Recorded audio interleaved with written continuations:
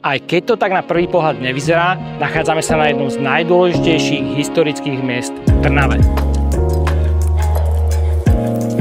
To, čo určite všetci dobre viete, je, že sa nachádzame za bazilikou svätého Mikuláša. To, čo ale možno neviete, je, čo tento priestor skrýva pod svojím povrchom.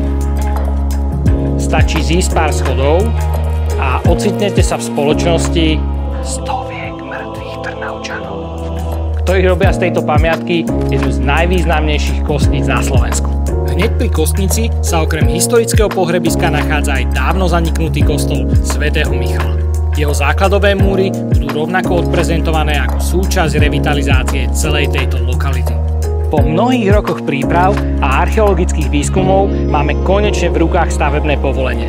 A aj preto veríme, že podpora takýchto dôležitých historických pamiatok bude súčasťou dotácií z Fondu na podporu cestovného ruchu.